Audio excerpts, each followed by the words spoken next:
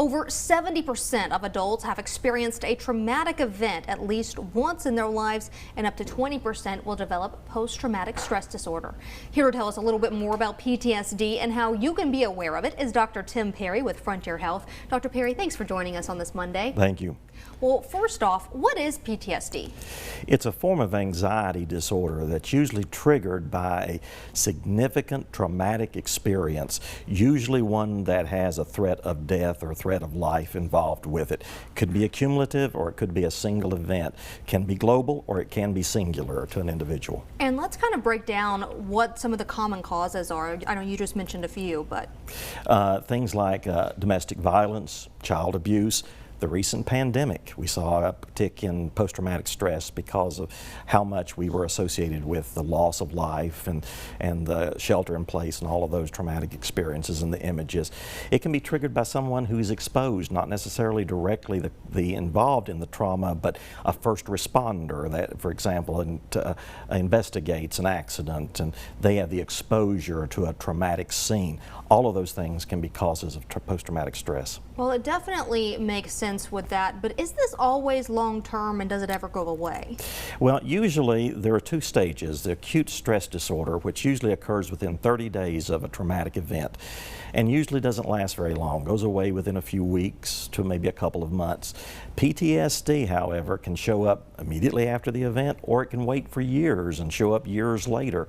It is usually longer term, and most of the time there has to be some kind of intervention or some kind of treatment in order to really help someone get past post-traumatic stress. And what are some common misconceptions about it? Well, one is that we can just get over it ourselves, or it's really not that big a deal. It's very a big deal. It's a very disruptive disorder, can have lifelong consequences.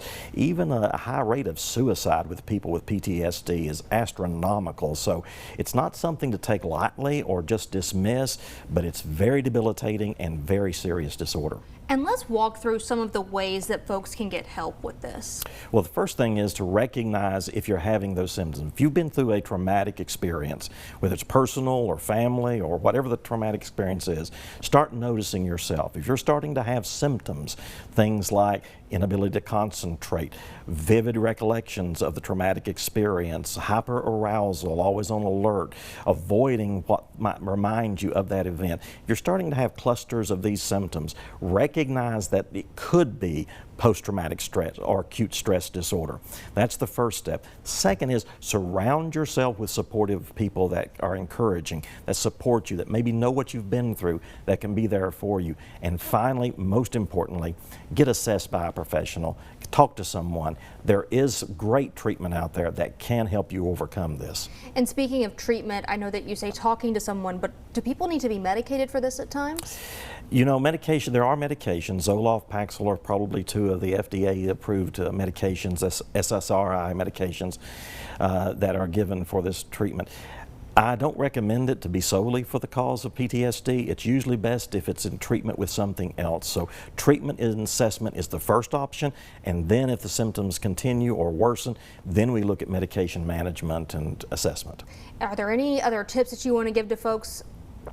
Just know that we've got the holidays coming up with the fireworks of the 4th of July.